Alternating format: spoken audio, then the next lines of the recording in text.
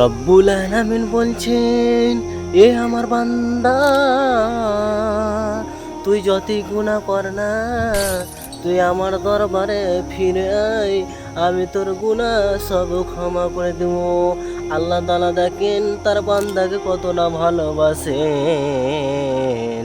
ওই যে আমার বান্দা, তুই যতই গুনাহ কর না কেন, তুই আমার দরবারে এসে তোবা কর, আমি সব গুনাহ তোর ক্ষমা করে দিব। আর গুনার দিকে যাস না রে বান্দা, আল্লাহ তাআলা বলছেন।